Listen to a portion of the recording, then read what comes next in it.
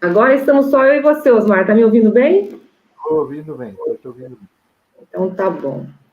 Tem algumas pessoas mais que estão entrando e já já a gente já vai estar começando. A gente teve alguns probleminhas aí com o link, então nós passamos agora a um novo link que eu passei para o pessoal do Facebook, passei também para o pessoal no Telegram.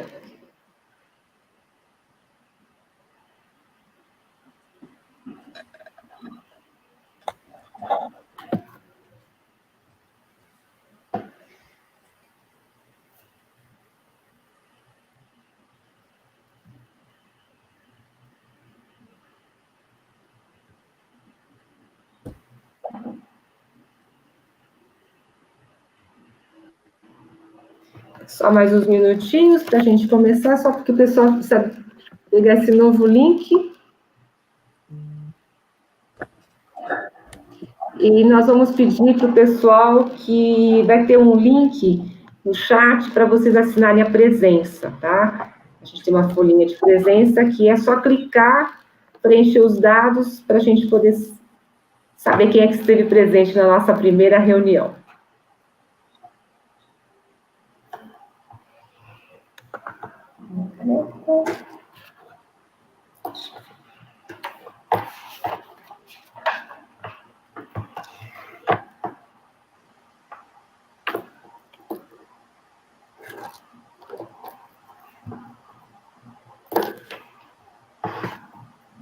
Bom, acho que a gente já dá para começar falando alguma coisa, né, Osmar? Então, primeiramente, eu quero agradecer a todos que estão presentes, e é com muita alegria, com muita felicidade que eu estou fazendo essa primeira reunião do grupo de estudos de hipnose na odontologia. É um prazer ter todos vocês aqui conosco. Eu só tenho a agradecer, né, por esse momento. A gente está estreando, né, um grupo, e esse grupo foi criado há um mês, exatamente há um mês atrás. Ele foi criado por conta de um desafio que o Osmar nos fez, né, diante de uma mesa redonda do grupo de estudos de hipnose, onde eu fui convidada a compor a mesa, e onde nós discutimos da hipnose na odontologia. E o Osmar, assim, sem eu saber, né, antecipadamente, enfim, pegou bastante de surpresa, me desafiando a criar esse grupo. Foi assim que ele foi criado, né?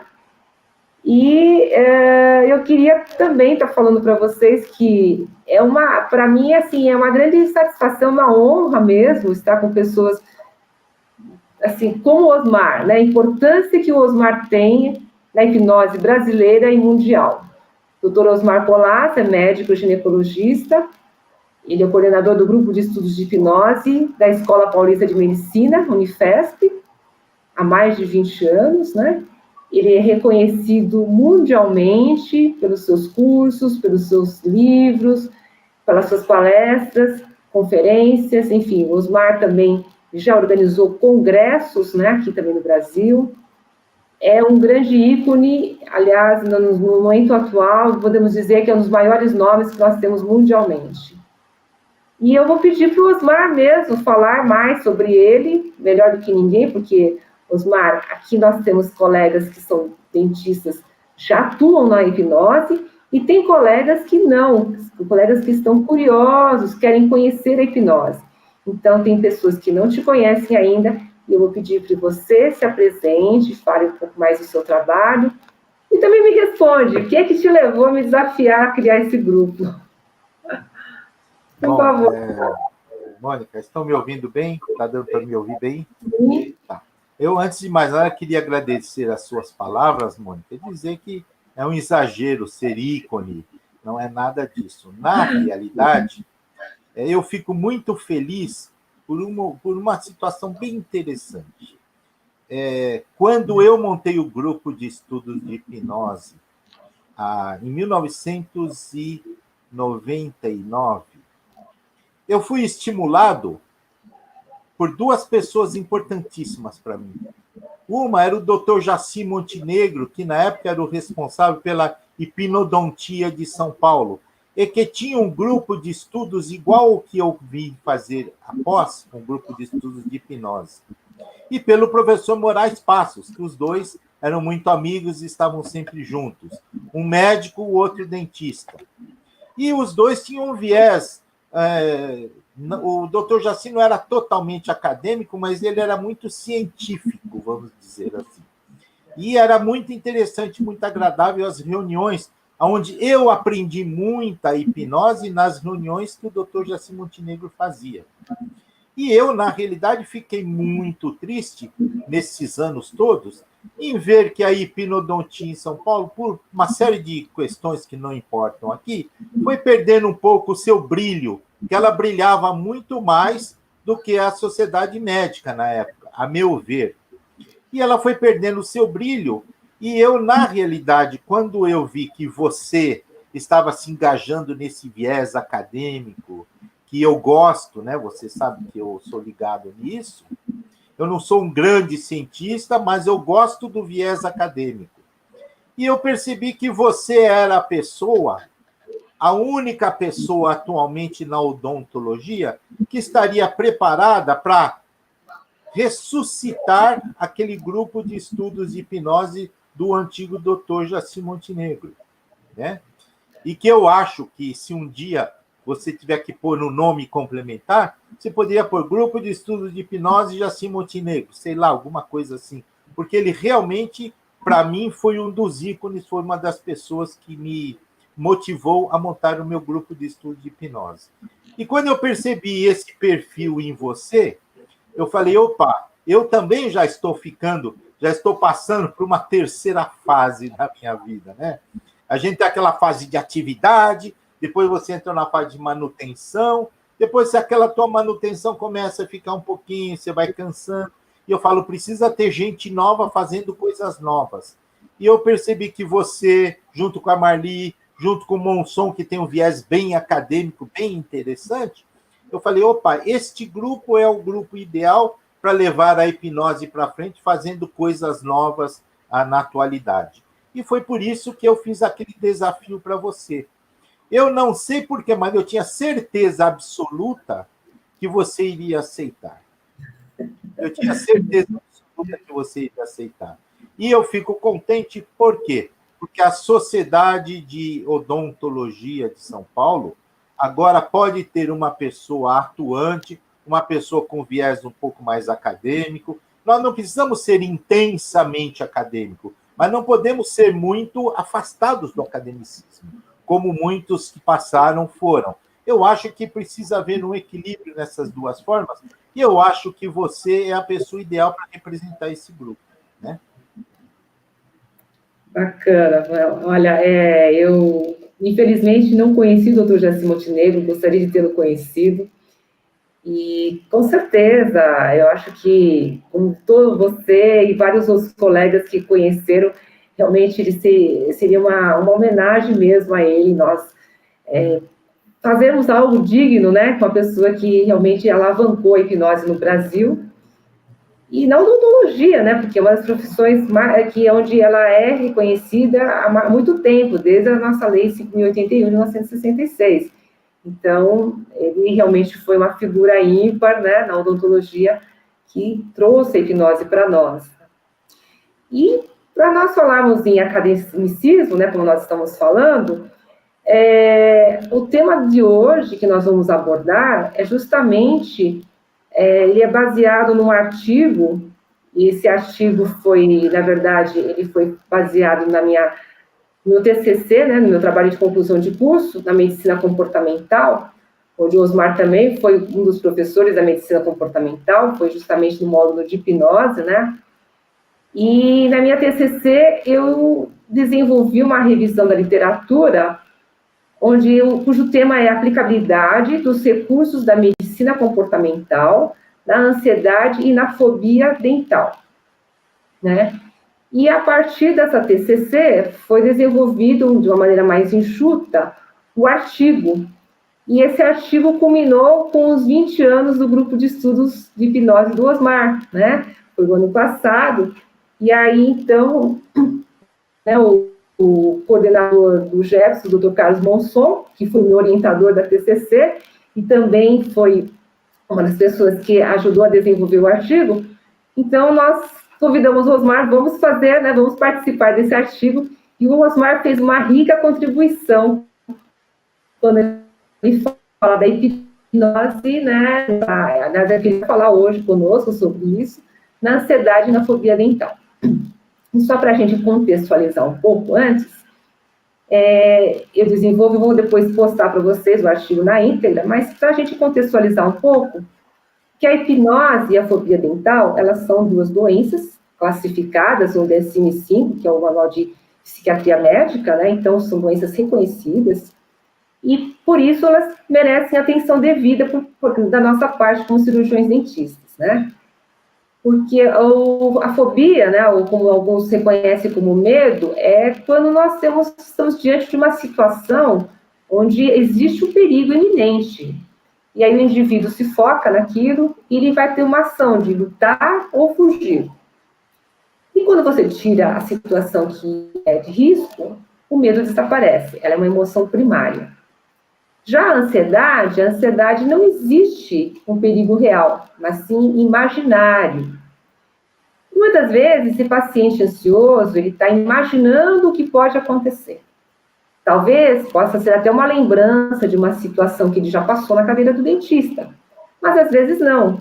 Às vezes ele viu num filme, por exemplo, os filmes às vezes gostam de colocar o dentista assim como um terror, né? Que a cadeira do dentista é um sofrimento. Então, as pessoas às vezes já vêm com uma ideia preconcebida que ir ao dentista é uma coisa temerosa, né? E já vem com um quadro de ansiedade. Então, nós como dentistas, nós temos que trabalhar com esse universo de pacientes também. Né? E quando nós falamos nisso, por quê? Porque existem, claro, situações em que essa ansiedade ela está presente de maneira momentânea, que a ansiedade é um estado momentâneo. Mas existem situações em que a gente chama de traço de ansiedade, é que é um indivíduo que já tem uma característica de ansiedade, através até de um transtorno de ansiedade, e que ele vai responder já com um determinado comportamento ansioso, tá? Então, para nós, dentistas, o que é muito importante é desenvolvermos muito bem a anamnese, nosso primeiro contato com o paciente, onde nós vamos percorrer a história médica dele em detalhes, para nós percebermos o quanto que ele demonstra o medo, a ansiedade, situações pelas quais ele já pode ter passado, que deixam ele ausente do tratamento odontológico, e principalmente as condições médicas, porque existem condições médicas que também levam a desenvolver quadros de ansiedade, né? Condições médicas sejam cardíacas, sejam transtornos neurológicos, sejam várias doenças, inclusive, principalmente as doenças psiquiátricas, que hoje em dia nós temos uma quantidade grande de pessoas desenvolvendo crises de ansiedade, transtornos de ansiedade, distúrbios, né, de medo, então, fobias. Então, esses pacientes chegam para nós também, né, e muitas vezes eles não estão diagnosticados de maneira psiquiátrica, tá? É importante tê-los ali sabermos a história médica desse paciente, porque esse paciente ele pode desenvolver um dos sinais, né, os sintomas clínicos na cadeira, aqueles sintomas, né, uma sudorese, uma taquicardia, uma hipertensão, vômito, mal. E se ele for um paciente saudável, a gente consegue manejar esse paciente. Mas se ele tiver uma comorbidade, muitas vezes pode evoluir para uma emergência médica. E a literatura fala que 75% das emergências médicas que acontecem na cadeira do dentista são decorrentes do estresse, da ansiedade e do medo do dentista. Então, nós podemos evitar essas emergências médicas quando a gente faz um delineamento, né, na história médica desse paciente. E ainda, a gente poderia dizer até que tem uma doença dentro da odontologia, que é a síndrome de ardência bucal. Aliás, é um tema do meu tema de mestrado, que eu estou falando sobre a síndrome de ardência bucal. E esses pacientes, normalmente são da terceira idade, a grande maioria, e eles, muitas vezes, esses pacientes também têm o quadro de ansiedade e depressão. Quer dizer, esses quadros de ansiedade, quando chegam na cadeira odontológica, se ele desenvolve uma ansiedade também dental, uma fobia dental, vai estratificar, vai piorar o quadro desse paciente, tá? Então, fica um círculo vicioso. O paciente, muitas vezes, ele tem ansiedade e tem a fobia dental, e aí ele evita ir ao dentista. E as consequências são danosas, né? Nós sabemos. Os dentes que não são bem cuidados, todo o quadro de saúde dele que acaba sendo prejudicado, custos, né? Que quando ele vai procurar, muitas vezes, às vezes ele tem perda dos dentes, ou então o tratamento fica até um pouco mais encarecido, né? Por conta de tantas coisas que poderiam ter sido evitadas ao longo dos anos. Então, dessa forma, eu dei uma contextualizada breve sobre a ansiedade e vou deixar agora o tempo para o Osmar nos falar sobre como, na ótica da hipnose e também, né, do esquema que ele ilustra muito bem no artigo, ele poderia nos dar essa grande oportunidade de ouvir o que ele tem a dizer para nós dentistas. Tá bom, Osmar? É com você. Mônica, você já falou as coisas mais importantes, mas eu queria só, voltando um pouquinho na apresentação, lembrar que um dos primeiros ícones da hipnose brasileira foi o Badra, que era um dentista, da qual Jaci Montenegro foi discípulo, e da qual, tá certo, muitos outros odontólogos foram discípulos também do Jaci Montenegro, e mesmo antes do Jaci Montenegro, muitos outros foram com o Badra, fizeram a escola com o Badra, a Escola da Hipnose Brasileira. E da mesma maneira que o Jaci Montenegro me apadrinhou quando entrei no grupo de estudos de hipnose, eu fico feliz de, entre aspas, estar apadrinhando este seu grupo, tá certo? E espero que ele dê vários frutos, como eu tenho sentido no meu grupo de estudos de hipnose, particularmente. Com relação à ansiedade, é bem interessante pelo seguinte. Primeiro que nós devemos voltar. Você falou que se acabou o seu curso na medicina comportamental. E nós não podemos esquecer que dentro de todas as formas terapêuticas, e eu estou abordando terapêutica não no sentido de psicoterapia, mas terapêutica em geral, comportamental, as primeiras técnicas foram comportamentais mesmo, foi o behaviorismo, né? Foi a primeira onda das TCCs, não é verdade? E o behaviorismo foi repleto de uso da hipnose nele. Então, todos aqueles primeiros behavioristas usavam a hipnose classicamente, tá? E entre eles o Pavlov, cujo que foi quem primeiro fez uma definição da hipnose, que era a inibição recíproca. Tá? Então, quer dizer, a hipnose ela nasceu dentro do behaviorismo. Depois, com a evolução das terapias cognitivo-comportamentais, depois as cognitivas, também todos os cognitivistas, de alguma forma, usaram as técnicas de hipnose. Então, a hipnose ela é um instrumento natural dentro da medicina comportamental ou das terapias cognitivo-comportamentais. Isso é um primeiro ponto. E não podemos esquecer que um dos maiores focos e os primeiros focos das terapias comportamentais foram exatamente os estados de estresse e ansiedade. Então, é muito lógico que a hipnose seja um dos instrumentos importantíssimos dentro das técnicas comportamentais na abordagem, em qualquer situação, seja na odontologia, na medicina, em qualquer outra situação, fisioterapia, né, em qualquer situação em saúde. Não só em saúde, em educação também, né, em comportamentos em geral. Agora, devemos lembrar também que a hipnose, na odontologia, como mesmo na área da medicina, ela tem vários focos. Um foco, por exemplo, é o foco de lidar com hábitos desagradáveis, há tiques, né? Tem pessoas que têm tique de ranger dentes, que está ligado com o estado de ansiedade, mas é um tique também. Tem pessoas que têm hábitos de ficar mastigando coisas, às vezes, coisas que nem existem, né? Uma vez eu vi um que dizia que mastigava a língua. Eu não consigo entender como que alguém mastiga a língua. Mas ele via mastigando e falava, mas o que você mastiga? A língua. Eu falei, poxa, eu nunca vi isso. E nós temos também o uso da hipnose no controle da dor, seja dor crônica ou dor aguda na hora que você está fazendo uma anestesia, uma analgesia, para fazer um procedimento dentário. E nós temos o foco, que a gente chama terapêutico, psicoterapêutico, e às vezes vem aquela discussão, mas dentista pode fazer psicoterapia? Não.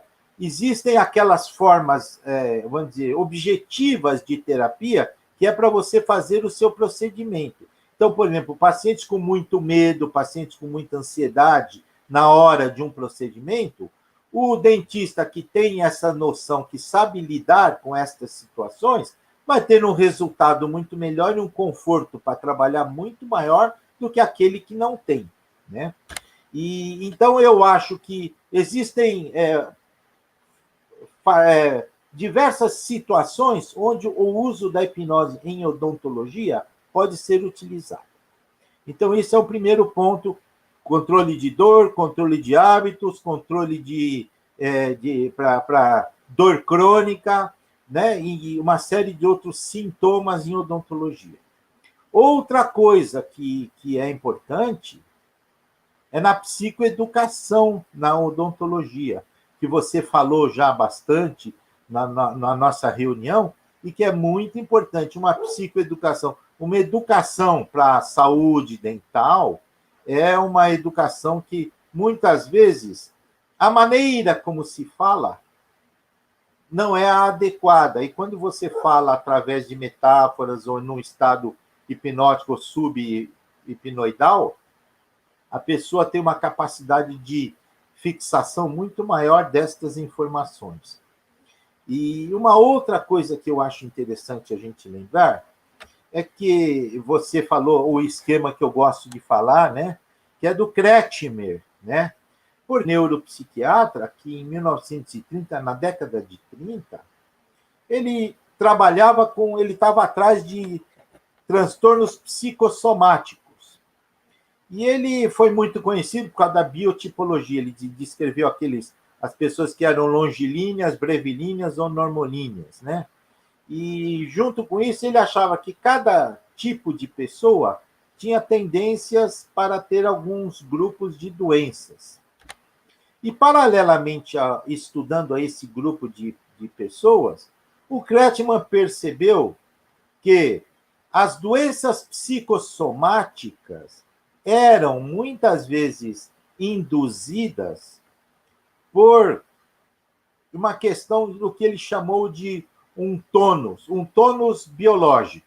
Esse tônus biológico ele dividiu em 3 grupos, que um tônus, que eram os princípios de Kretschmer, que era o tônus neuromuscular, o tônus neurovegetativo e o tônus neuropsíquico ou emocional, ou psicoafetivo, ou psicoemocional. Esses 3 tônus, segundo Kretschmer, eles estavam interligados diretamente. Então, ele percebia o seguinte: a maioria dos sintomas psicossomáticos eram por conta do quê? Do distúrbio na modulação do sistema simpático-parasimpático, do sistema neurovegetativo. Então, olha que interessante.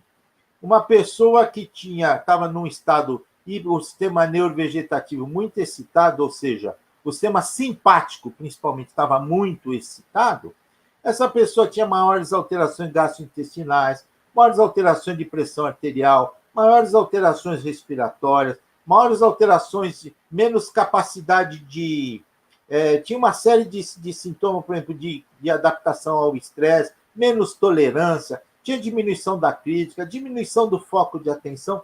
Quando o Kretschmann percebeu isso, ele percebeu que, através desses 3 grupos, tônus neuromuscular, tônus neurovegetativo e tônus neuropsíquico, se ele conseguisse controlar estes 3 tônus, ele conseguiria diminuir muito os sintomas psicossomáticos, da qual o estado de ansiedade intensa fazem parte. Então, o que ele propôs? Se você fizesse técnicas de diminuição do tônus neuromuscular, que seriam técnicas de relaxamento, se você fizesse técnicas de diminuição do tônus neurovegetativo, que seria a diminuição da resposta simpática, e estímulo do sistema parasimpático, ou seja, esta inversão simpático-parasimpática, esta modulação simpático-parasimpática, que pode ser feita através da respiração, principalmente da técnica de respiração diafragmática. Com esses dois eventos, e mais a diminuição do tônus neuropsíquico, e a diminuição do tônus neuropsíquico, ele dizia que era feita através de técnicas contemplativas, que na época era meditação ou auto-hipnose. Então, o Kretschmann, ele viu que se você faz técnica de respiração, técnica de relaxamento e técnica contemplativa, essas três técnicas juntas, você modula o teu sistema neurovegetativo, você diminui o teu sistema simpático e você faz com que essa pessoa fique muito mais adaptada, tá certo? Muito menos ansiosa e tem uma série de repercussões. Quando você diminui o tônus neuromuscular, tem o relaxamento muscular. Esse relaxamento muscular leva à diminuição do tônus neurovegetativo. Diminui pressão arterial, diminui frequência respiratória, diminui frequência cardíaca, melhora a circulação, você tem uma vasodilatação, você melhora a circulação renal, você melhora a circulação hepática, você tem diminuição da liberação de insulina, aumento, aliás, da liberação de insulina, com diminuição da sua glicemia, e você tem uma série de benefícios só com a mobilização, a diminuição do sistema simpático. E, ao mesmo tempo, você tem diminuição do estresse, diminuição da ansiedade no teu sistema neuropsíquico. Você tem aumento da sua capacidade de atenção, aumento da sua capacidade de focar a atenção, de foco, aumento da tua capacidade de memória, diminuição da crítica, que nós usamos muito isso, as técnicas de relaxamento para diminuir a crítica, para fazer a indução de sugestões hipnóticas. Você tem aumento da tolerância. Então, uma pessoa que qualquer encostadinha já sente dor, com essa técnica de relaxamento, ela vai diminuir, ela vai aumentar a tolerância, então ela vai conseguir suportar um pouco mais aquelas manipulações. Ou seja, eu tenho este Kretschmann como uma das pessoas mais importantes, porque não foi ele que inventou, ele delineou estes princípios que hoje são importantíssimos no gerenciamento do estresse e da ansiedade em geral.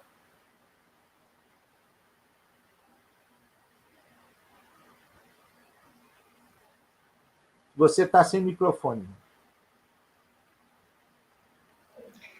Então, isso tudo seriam a base, os princípios, para quem pessoal, principalmente o pessoal que ainda não conhece a hipnose, tem um delineamento de tudo que pode ser realizado a partir da hipnose, que na hipnose não é apenas a gente chegar e um piscar de dedos, mas a gente tem todo um processo e onde nós conseguimos, através de técnicas de hipnose, a modular esses sistemas e conseguir com que nós possamos deixar o nosso paciente mais relaxado, menos ansioso, aderente aos tratamentos, né? Tem a maior aderência ao tratamento, enfim, facilita a vida do dentista e do paciente.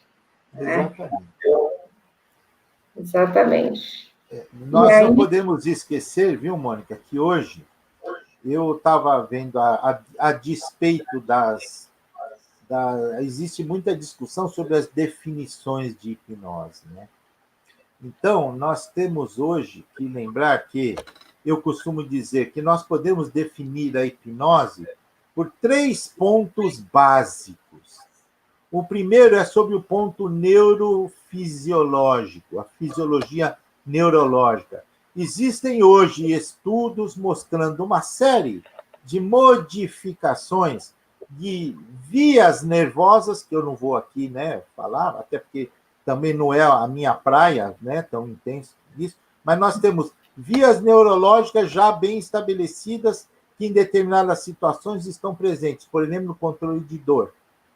Nós temos vias neurohumorais e neuropeptídeos e neurohormonais e neuroendócrinas que estão ligadas a toda essa modulação com hipnose. Ou seja, existe hoje estudos mostrando que ela tem repercussões neurofisiológicas importantes. Existe um outro grupo de definição que faz parte da fenomenologia. Quais os fenômenos da hipnose? Porque, além da parte fisiológica, que a gente não consegue, só os cientistas conseguem medir, nós, práticos, como é que nós vamos medir? Através dos fenômenos. Quais os fenômenos? Então, tem alguns fenômenos que a hipnose apresenta. A amnésia, a hipermnésia, as distorções neurosensoriais, das quais nós usamos muito para modificar a percepção de dor, modificar hábitos, não é verdade? Nós temos alterações psicoemocionais e psicoimaginárias, faz as pessoas chegarem até em situação de alucinar situações diferentes. Estes fenômenos da hipnose são que nos direcionam. O que eu quero com essa hipnose? Eu quero gerenciador? Então, eu vou querer mexer com o fenômeno neurosensorial. Eu quero que a paciente reveja uma vida, uma experiência agradável dela. Psicoimaginário. Eu quero que ela tenha um relaxamento intenso, ela fique com a boca aberta, parada, sem fechar a boca. Ideomotor. Ou seja, existem vários grupos de fenômenos que a gente usa para trabalhar com a hipnose. Não é verdade? E existe, por fim, o processual, que são quais os procedimentos que uma hipnose deve ter. Então, não dá para fugir. Toda hipnose tem um processo de conversa inicial, uma psicoeducação inicial, depois ela tem um processo de indução hipnótica, depois ela tem um processo de aprofundamento, depois ela tem a técnica de utilização do estado, verificação e manutenção do estado e, por fim, a retirada do transe. Se existem esses 5 passos, isso é hipnose, não importa o nome que você queira dar. Muito bem, muito bem. A gente tem esse contexto todo, o pessoal que está chegando, né, que ainda estão conhecendo a hipnose, é importante perceberem que existe todas essas características, esses pontos que o Osmar bem colocou aqui, em relação ao estado fisiológico do indivíduo, que ele vai ser modulado, né, e verificamos o que nós queremos com isso. Por quê? Existe um eixo, que é o psiconeuroimunoendócrino, que nós sabemos que o psicológico vai influenciar no endócrino, que por sua vez, por sua vez, no imunológico.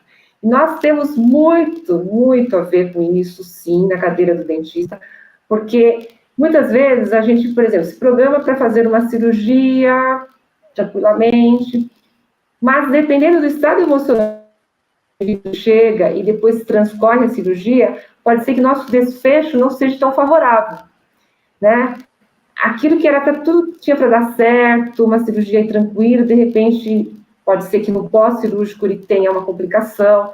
Então, é muito importante esse estado emocional, esse eixo, ele seja preservado em homeostase, e a hipnose, ela tem todo passo a passo, onde nós podemos trabalhar nesse eixo durante qualquer procedimento. A hipnose, na odontologia, ela pode ser utilizada em todas as áreas, e todos os procedimentos.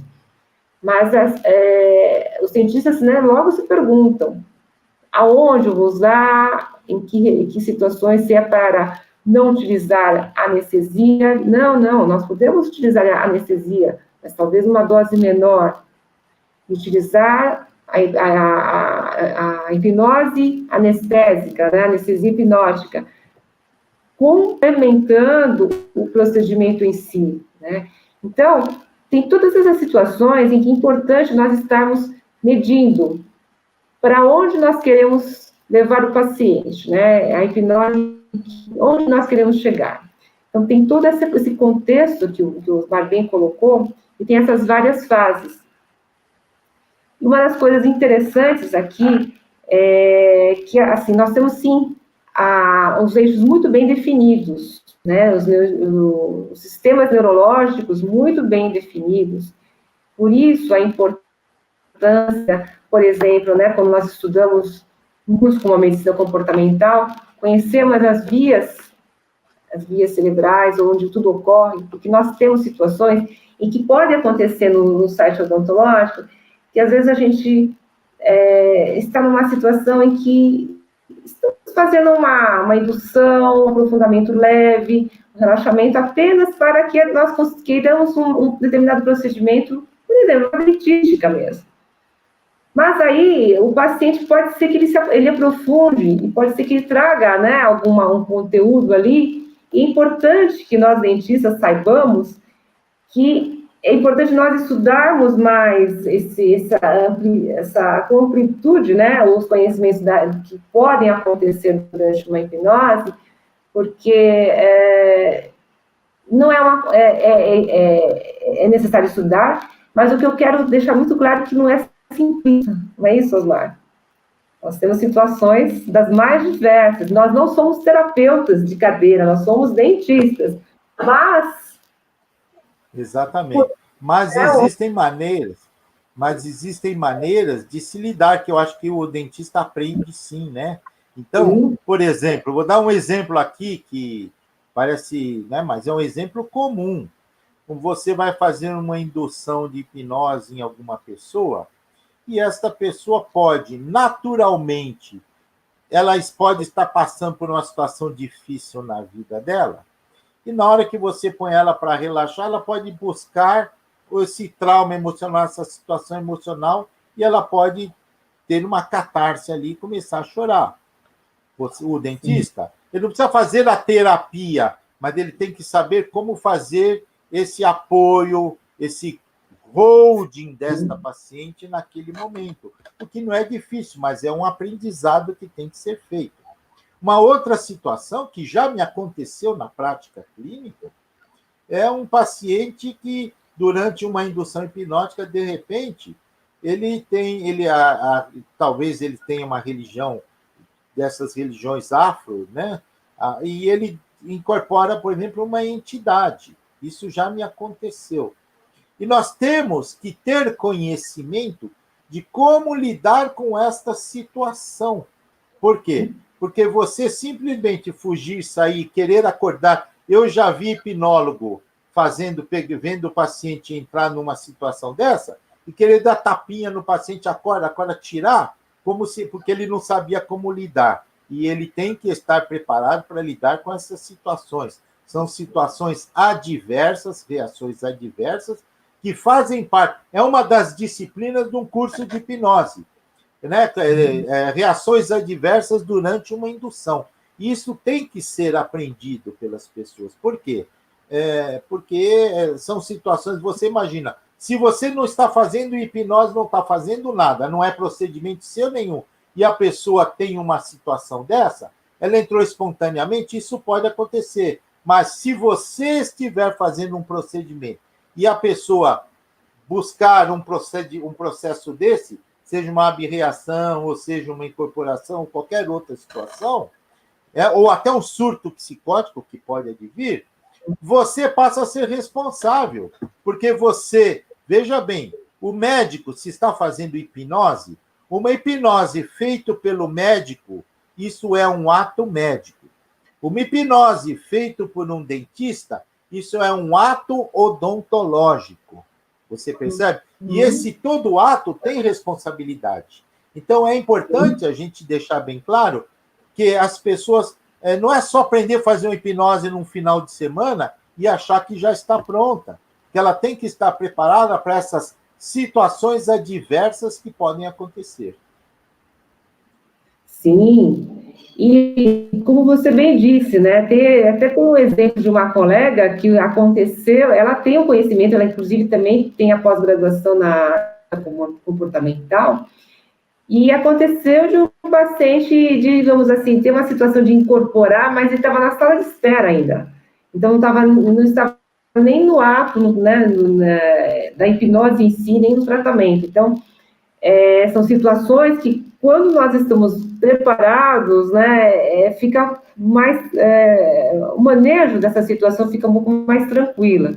E é importante que no curso a gente perceba, porque, como bem disse Osmar, temos pacientes que hoje em dia estão assim, à base de surtar, né? Surtar um pouco, né? Então, a gente precisa estar assim, bem atentos a isso. E a hipnose, com certeza, conhecendo a hipnose, a gente vai. Não é a hipnose em si, de fazer a hipnose, mas todo o conhecimento do curso que te leva a conhecer procedimentos que podem ocasionalmente ser necessários. Não é isso, Osmar? Mas, olha, Exatamente. a gente tem muito o que conversar, né? Como você disse, não é no curso de final de semana que a gente aprende a fazer hipnose. A gente aprende e dá um passo, né? Mas tem muito mais que vai além, que acontece, né, nos casos. Veja bem, vamos pegar um exemplo, um paciente que, por exemplo, que vai para fazer uma extração dentária, uma coisa relativamente simples. Então, esse paciente tem alguns medos de dentista. Então, você, como uma hipnóloga e uma hipnodontista, né, você vai usar uma técnica de psicoeducação associada muitas vezes com uma forma de falar neurolinguística que faz parte hoje do aprendizado da hipnose, que é a comunicação efetiva, né? Então, você já vai ter uma maneira de conversar com esse paciente para prepará-lo para o procedimento. Aí você vai explicar como que é a hipnose para ele. Aí, depois que você explicou, você vai fazer uma indução. A tua primeira meta qual é? Diminuir a ansiedade desse paciente. Então, você tem que estar preparada para essas técnicas de diminuição de ansiedade. Logo a seguir, você vai fazer uma indução de uma anestesia.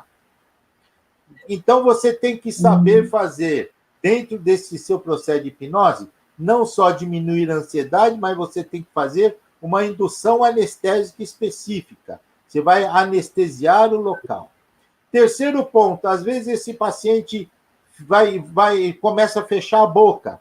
Então, você vai criar, além do processo de analgesia, você vai criar um processo ideomotor de fazer com que ele consiga manter a boca aberta sem fechar. Aí, na sequência, esse paciente começa a salivar muito, ou muitas vezes a sangrar muito, e nós sabemos que a hipnose ajuda na diminuição da salivação e ajuda muito na diminuição do sangramento. Então, você tem que saber dar essa sugestão para diminuir tanto sangramento como salivação. Quando acaba o procedimento, você vai deixar uma sugestão pós-hipnótica de algum tempo para que ele continue, junto com aquele anestésico que você eventualmente usou, que ele continue potencializando aquele anestésico por algumas horas para não ter dor. E, posteriormente, você vai dar algum analgésico, mas junto com aquele analgésico, você já vai ancorar uma sugestão de potencialização daquele analgésico, como se fosse uma auto-hipnose, uma âncora. Aquele analgésico, junto com a tua sugestão, vai amplificar o efeito daquela medicação. Então, é importante nós percebermos que a pessoa tem que estar preparada para todos estes passos para um simples extração de dente. E o médico que vai fazer uma simples, sei lá, tirar uma verruga, tem que fazer o mesmo processo. Você percebe? Então, são procedimentos complexos que quem faz hipnose tem que estar preparado para fazer esta cadeia sugestológica. Ele tem que estar preparado para ter todo esse jogo de cintura durante esse ato. Por isso que não dá para fazer isso no finalzinho de semana, não é verdade? Sim. E como você bem disse, né, que até você salientou, nós falamos muito na psicoeducação, porque uma das características que a gente leva, né, no artigo é sobre A prevenção, lógico, é o primeiro caminho, né? Que o paciente ele não chegue a ter um estado de saúde bucal que faça com que ele tenha toda essa esquiva do tratamento, né? Ele tem esse medo, porque a boca dele pode estar com muitas situações que são constrangedoras até para o paciente e dor também. Então, a psicoeducação, no sentido da boa higiene, dos cuidados, dos autocuidados. E, além disso, a gente estava conversando muito sobre... aliás, conversando, no artigo a gente relata também que a psicoeducação é a informação. Porque uma das situações que a gente faz com que previna que tem esse quadro ansioso manifestado é explicar ao paciente o que vai ser feito. Quando ele sabe o que vai acontecer, ele já fica mais tranquilizado. Muitas vezes ele não quer saber com detalhes, não é isso. Você não vai precisar dizer, olha, eu vou fazer a extração, eu vou pegar, anestesiar, vou cortar, vou pegar o forno. Não precisa dizer o passo a passo, mas de uma maneira que seja do nível de consciencioso dele, mas que ele possa entender o que você vai fazer, com tranquilidade, explicando, até uma voz mais hipnótica, mas que seja motivadora. Que nós possamos dizer a ele, olha, vai ser feito isso dessa maneira, nessa sessão, ou na próxima, que você já deixar já plantado, que a próxima sessão será tranquila, mas ele sabendo o que vai acontecer previamente e que ele possa esperar um desfecho feliz. Então, já é uma sugestão a ele que ele possa se tranquilizar, né? Então, uma das necessidades é a informação, porque o paciente, quando ele não tem essa informação, ele fica assim, fica olhando para todos os lados, o que será que vai vir agora, o que né, vai ser o próximo passo, vai doer, então eles ficam perguntando. Então, é importante essa informação que vai ser colocada, né? E aí, dito que tem que ser dito, sim, aí se faz a sugestão, mas já no estado hipnótico. Não é isso, Osmar? Exatamente. Existe um trabalho bem interessante, um livro, que chama Psicoterapias Baseadas em Evidências. Esse livro foi escrito pelo grupo da Escola Paulista de Medicina, né, da psiquiatria, que, aliás, é um grupo que era muito voltado para a psicanálise, e eles chegaram à conclusão, com este livro, que esse livro faz alusão às terapias cognitivo-comportamentais como as mais importantes. Mas, o que é importante nesse livro é o seguinte, que ele diz que, independente da estratégia psicoterapêutica ou terapêutica que você for usar, o procedimento mais importante, responsável por 70% da diminuição de ansiedade e de controle e do bem-estar do paciente, é a psicoeducação. E a psicoeducação ela deve ser feita num setting, ou seja, a pessoa está sentada na sua frente, você vai iniciar a psicoeducação, mas você deve iniciar essa psicoeducação sempre criando um ritualzinho. Por quê? Porque esse pequeno ritual faz com que ela coloque-se numa disposição mental para receber aquelas informações.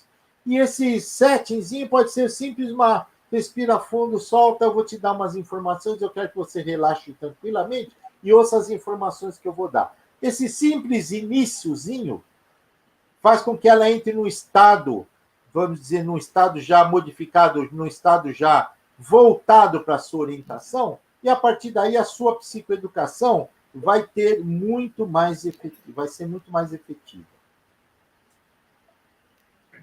Mas, sem dúvida, a psicoeducação é fundamental. Com certeza. A gente tem essa situação que muitas vezes passa meio desapercebida, né, para alguns dentistas, principalmente às vezes os mais jovens, que ainda, né, mas que estão começando a carreira, mas é muito importante esse momento, porque é o que a gente diz, são minutos que você não está perdendo, pelo contrário, você está ganhando em muito no tratamento. Tempo que você está colhendo as informações, passando as informações para o paciente, é onde você realmente vai ter a conquista de um resultado melhor, né? A gente está deixando à disposição para as pessoas entrarem com perguntas também, aqui pelo chat, né? tem alguns comentários, tem colegas aqui que também estão dizendo que tiveram situações de abreação, como você também já teve, como você descreveu, Osmar. E, então, não é uma situação tão incomum, né? Acho que muitos de nós, dentistas, já tivemos situações semelhantes, né? E, enfim, uma vez eu me lembro de uma paciente, ela chegou meio assim, atordoada, ela olhou para mim e falou assim, você pode me dar um passe? Eu falei, o quê? Eu falei assim para ela, peraí, eu dei uma leitura breve para ela, assim, olha, vamos ler isso aqui, vamos fazer uma respiração profunda, alguma coisa mais tranquila, mentaliza, né, tranquilamente. A pessoa queria que, né, uma oração, alguma coisa, ela queria que fizesse alguma coisa por ela, né? Ela veio naquela consulta, ela não veio para o tratamento, ela veio em busca de ajuda, que não é o caso, né? Nós temos procurados por uma ajuda, mas ela veio não querendo um tratamento naquele dia. Então, nós temos situações em que, às vezes, a consulta vai ser uma conversa, e essa conversa tem que ser muito bem direcionada, porque esse paciente, ele realmente pode entrar numa situação de catarse por algum motivo. E já tive pacientes chorando na cadeira também, com essa história. Então, a gente tem que estar aberto e preparado, principalmente muito preparados para isso, né? E aí, então, nós falamos o que na hipnose? O acolhimento, né? A palavrinha acolhimento, é o acolher o paciente sempre, né? O acolhimento, de saber que nós estamos caminhando ali com ele, sabemos que o tratamento muitas vezes não é fácil para ele, nem para nós também conduzimos, mas que nós estamos ali com ele, em todos os passos, né? Como diz né, o Osmar, caminhando junto, né? Muitas vezes no transe hipnótico não é isso, mas estou caminhando com você. E o paciente, nessa informação, ele ter essa certeza que nós estamos caminhando com ele, nós estamos acolhendo esse paciente, porque nós queremos que realmente ele tenha um atendimento mais confortável dentro da odontologia. E acho que é assim que você também conduz, né? De uma maneira psicoterápica, lógico, mas a gente tem uma pergunta aqui da Rosana, ela quer saber que, Osmar, quando você fez, ele quer saber o que você fez quando o paciente entrou em transe ou recebeu uma entidade, qual que é a sua conduta? A Rosana é uma colega do nosso grupo do Gepsus, ela não é dentista, ela é economista e está cursando enfermagem. Muito interessada na hipnose, Osmar. Que bom, que bom. Olha, eu vou contar uma coisa para você. Por acaso, eu já estava preparado para isso. Por quê? Porque um dos meus mestres foi o Dr. Joel Priori Maia. E o Dr. Joel Priori Maia tinha um assunto que ele gostava muito de falar, que era situações adversas durante a indução hipnótica. E ele falava muito, principalmente no Brasil, destas situações das pessoas receberem entidades, né? E é muito gozado, porque, à luz da psiquiatria, eles vão dizer que isso são processos dissociativos. Tudo bem. Não, à luz da religião, da coisa, são incorporações, são eventos dentro de um processo de espiritualidade individual. Eu não vou entrar aqui no mérito desta questão. O que eu vou entrar é o seguinte: se você já está preparada para uma situação desta, que vale a pena a gente se preparar, principalmente no Brasil, a gente tem que entrar. Eu lembro que o primeiro livro que eu li de PNL do Grinder e Bandler, ele dizia que a gente precisava entrar, entre aspas, aqui, hein, pelo amor de Deus, na loucura dos outros. Então, você tem que entrar na situação que o paciente está. Esse paciente, na verdade, era um rapaz, era um enfermeiro, né? E que, por um acaso, ele recebeu uma entidade e essa entidade entrou um pouco agressiva. E eu fiquei um pouco preocupado no consultório, porque era um enfermeiro forte, muito forte, grande, forte, aquela entidade, e eu sozinho dentro da sala do consultório com ele. Então, eu tive o cuidado de começar a conversar com a entidade.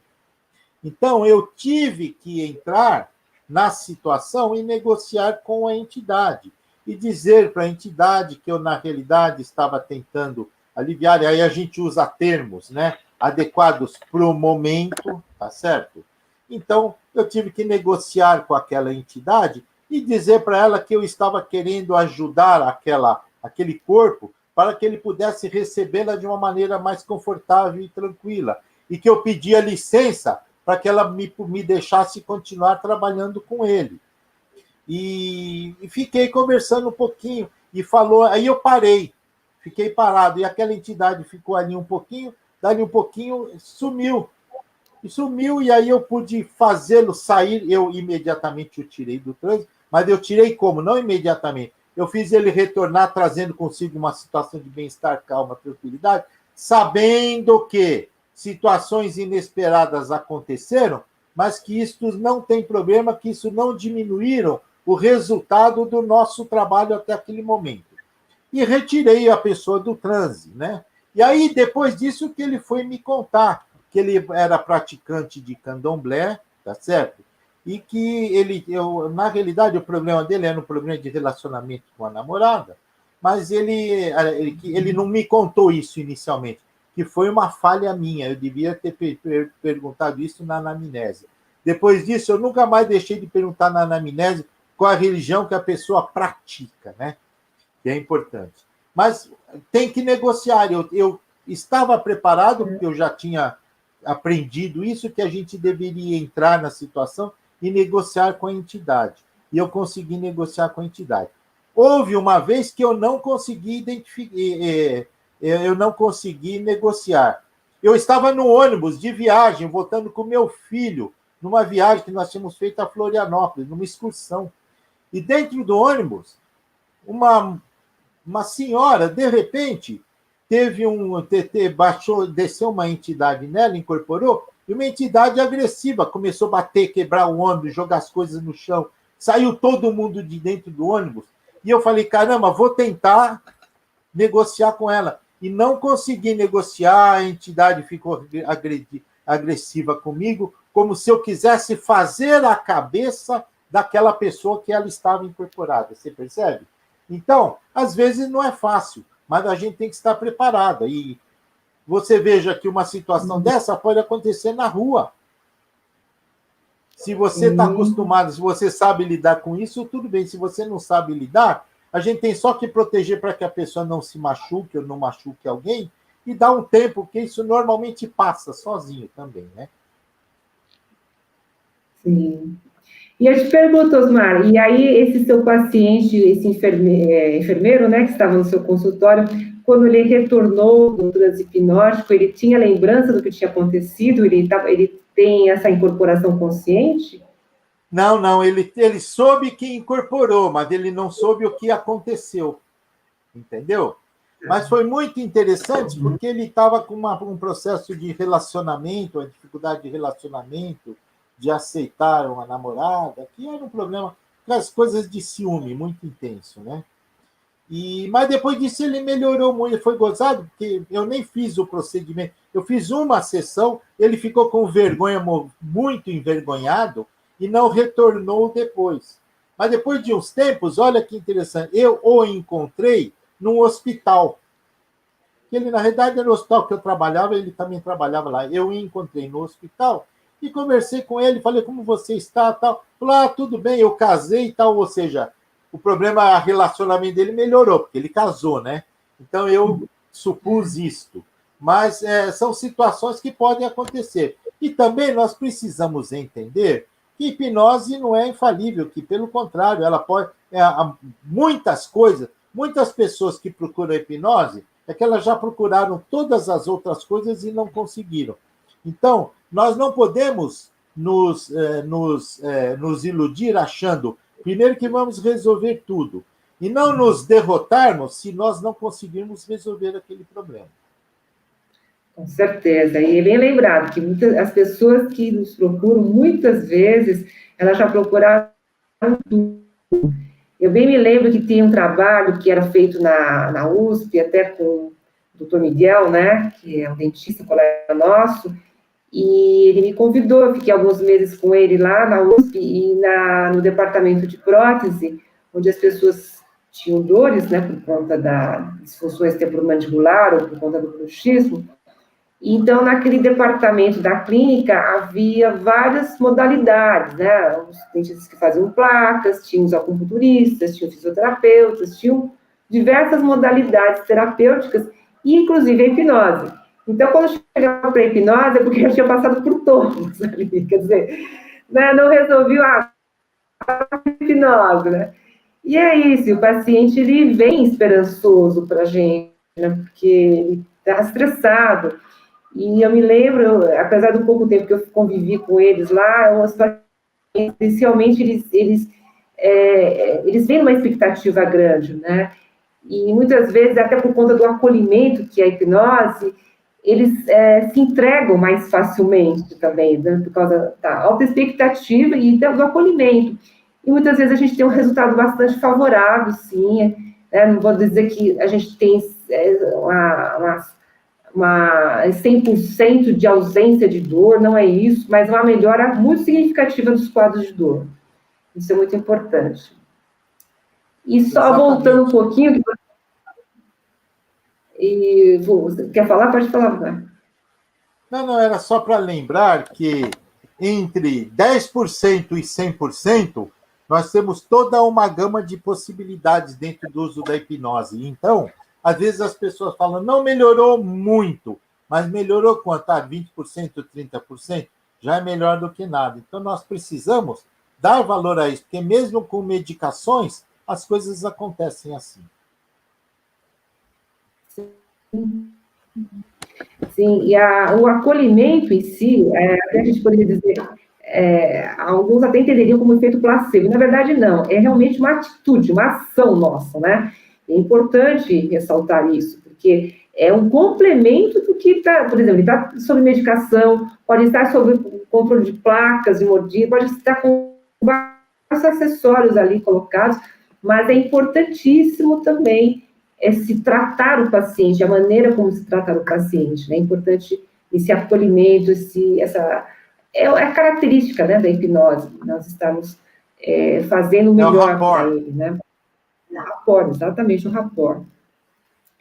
E até voltando um pouquinho, você estava falando de pacientes que a gente pode estar eventualmente incorporando na nossa sala ali, alguma coisa, situação desse tipo. É importante, sim, ter o preparo, porque nós temos na verdade, diversas situações podem ocorrer, né?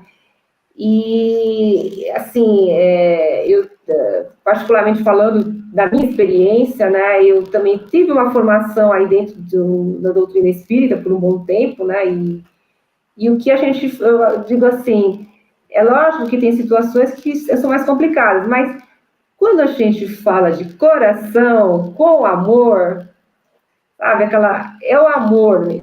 Com amor, a entidade brava, ela vai dar uma sossegadinha, porque a gente está falando de coração. Quando você emite, vibra amor para aquela pessoa, não tem quem, né, não se rende a isso. Então, às vezes, é lógico que é preocupante, porque a gente está dentro de um ambiente, de uma sala, né, que a gente às vezes só está sozinho com o paciente, mas é importante, a calma, nós mesmos, né, como dentistas ou profissionais, aquela respirada funda e pensa com muito amor naquela situação. Traz isso que ajuda muito. Exatamente. Outra coisa interessante, Mônica, só para chamar atenção, e veja bem, uma coisa é a gente fazer o acolhimento, e é muito importante o acolhimento, a psicoeducação, esse rapport, porque é deste rapport que, eventualmente, poderão ser resolvidas posteriormente outras situações, não é verdade? Você imagina que uma vez eu tive uma paciente, quer dizer, eu não tive a paciente, eu estava no hospital e uma paciente, um pessoal estava fazendo uma técnica de relaxamento simples com o paciente que eles faziam, né? E esse paciente teve um surto psicótico. E aí alguém falou, tá vendo? O que a gente vai fazer com uma paciente com surto psicótico? Quero ver o que é que o hipnólogo faz com surto psicótico. E eu falei, olha, eu, como hipnólogo, ou como médico, ou se eu fosse um dentista, ou mesmo um psiquiatra, com o paciente tendo um surto psicótico no meu consultório, eu não teria muito o que fazer. Nós não podemos esquecer isso. Um paciente tem um surto psicótico agressivo, por exemplo, dentro do teu consultório, o pessoal vai falar, tá vendo? Teve um surto psicótico. Esse surto poderia ser dentro de uma igreja. Esse surto poderia ser na rua se ele toma um estresse, um susto, ou uma discussão forte. Esse surto poderia, por um acaso, foi dentro de uma consulta médica, ou de hipnose, ou psicológica, em qualquer situação. E nesse surto psicótico, nem eu, como médico, teria o que fazer, porque mesmo que eu tivesse medicamentos disponíveis, eu não estaria autorizado a aplicar um sedativo muito forte dentro do meu consultório. Primeiro que ninguém tem, nem o psiquiatra tem. Então, mesmo o melhor psiquiatra do mundo, se um paciente tem um surto psicótico dentro do consultório dele, ele vai tentar contornar a situação evitando que o paciente se machuque ou que agrida alguém e, se possível, ter um telefoninho para ligar e chamar quem de fato venha para poder conter esse paciente e levar para que ele seja tratado médica e adequadamente, né? Então, é importante a gente saber que, às vezes, as pessoas falam, mas se eu tiver um surto psicótico, pode acontecer, sim, pode acontecer. E se tiver um surto psicótico, você vai ter que ter esses cuidados de controlar para que o paciente não machuque ninguém e não se machuque, e, ao mesmo tempo, você ter o teu telefoninho na hora para chamar alguém para que possa vir ajudar a conter esse paciente. Não adianta querer entrar em luta corporal com ele, é a pior coisa que pode ser feita. Que eu Com já vi certeza. fazer. Eu já vi fazer. Osmar, a gente está finalizando. Só tem uma perguntinha aqui que a Rosana quer saber de novo. Qual é daquele psiquiatra que você falou no início, que fala sobre os sintomas psicossomáticos? É o Kretschmer, né? É isso que você falou? É Ernest Kretschmer. Ernest Kretschmer. O Kretschmer foi um neuropsiquiatra alemão de Tübingen, que é uma cidade na Alemanha, e na década de 30 ele delineou o que a gente chama princípio de Kretschmer, e que depois, mais tarde, alguém chamou de teoria do tritônus de Kretschmer, que ninguém sabe quem deu esse nome. Eu aprendi assim com o Dr. Joel, com o Dr. Passos, mas eu não sei quem colocou teoria do tritônus. Eu lembro que o Kretschmer coloca os princípios dele, eu tenho um pedaço do livro onde ele descreve isso, e ele coloca como princípios. Mas, de qualquer maneira, é interessante, chama-se Ernest Kretschmer, Kretschmer.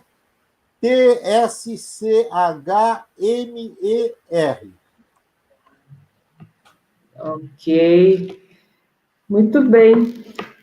Eu acho que, então, é o que nós estamos rendendo bastante, né? Aqui já falamos sobre os nossos tópicos principais, e aqui eu não vejo mais nenhuma pergunta. Você quer fazer mais algumas considerações, Osmar? Eu quero simplesmente parabenizar você, a Marli, o Monson, pelo brilhante trabalho e pela. Eu estou com uma expectativa muito positiva disso que vocês estão fazendo.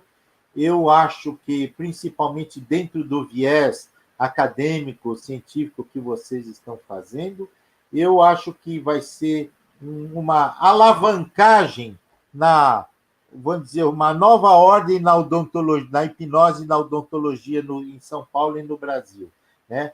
E principalmente hoje, com a possibilidade. Você, talvez, eu não sei quem está te assistindo, mas deve ter gente de Portugal. Eu sei que foi distribuído, que foi contatado pessoa do Panamá. Eu sei que tem pessoas do Chile que foram contatadas, da Espanha. Ou seja, provavelmente esta pandemia está fazendo com que a gente aprenda a expandir cada vez mais esta possibilidade de troca de informações de um nível muito maior do que a gente fazia quando fazia as nossas reuniões fechadinhas com aquele grupinho habitual. Parabéns para você, parabéns para todos, e eu continuo disponível e pode estar certa que eu estarei sempre presente, escondidinho aí na tela, mas assistindo às suas reuniões. Escondidinho nada, você vai estar presente conosco, sim, Osmar. Eu que agradeço. Sim, nós temos sim, um pessoal aqui, temos a doutora Beatriz Testa, do Panamá, está conosco, é um prazer também, ela que esteve conosco naquele dia na nossa mesa redonda, está aqui de novo. Muito obrigada, doutora Beatriz. Eu quero agradecer a todos os presentes que estão conosco hoje. E eu vou contar assim com você, que afinal de contas você é o mentor desse grupo, né? Então, com certeza, nós queremos trabalhar com você. Nós estamos, assim, né, dando os nossos primeiros passos, eu e a Marina, nesse sistema operacional, tivemos aí esse contratempo no início de link, essas coisas, nós estamos nos acostumando, mas em breve nós vamos estar muito melhores e, com certeza, nós vamos trazer você de novo aí no futuro, vamos estar convidando outros colegas, e realmente, a gente quer dar esse enfoque, esse viés mais acadêmico, porque é importante, né? Veja só, hoje eu faço, né, terminando o meu mestrado é em saúde baseada em evidências, no departamento, né, de urgências médicas na Unifesp. Então, nós fazemos uma leitura baseada em evidências, né, das tomadas de decisões. E quão importante isso, né? A gente está falando em evidências, porque eu até quero uma hora fazer uma apresentação para o grupo, porque a intenção é que a gente possa fazer discussões de artigos e falar um pouco também sobre os níveis de evidências dos artigos, para apenas para dar uma breve visão geral, né, para as pessoas entenderem, que hoje a gente tem bastante informações, às vezes, somente do Dr. Google, né? E que fica, às vezes, assim, né? Até onde aquilo tem seriedade, não é? E a gente realmente, tentar se respaldar o máximo com evidências, né? Mesmo que as evidências ainda sejam na pirâmide de Oxford, as evidências ainda são pequenas, né? Mas que elas têm realmente alguma evidência científica, porque, ainda mais hoje, com as diversas redes sociais, a gente tem muita gente falando, muita gente querendo ensinar, muito achismo, né? Muita gente contando causos, mas como a gente tem que estar preparado academicamente e no consultório para as eventuais adversidades que podem ocorrer, é importante, sim, a gente estar, né, se preparando dentro das melhores evidências. Eu acho que aqui o pessoal está agradecendo. Mais uma vez, muito obrigada, Osmar, de coração. Obrigado a você, a todos. Você ter esse... E um beijo no coração. Prazer. Beijo no coração de todos. Muito obrigada e até a próxima, gente. Um grande abraço a todos. Até logo, tchau. Até logo, tchau, tchau. Tchau.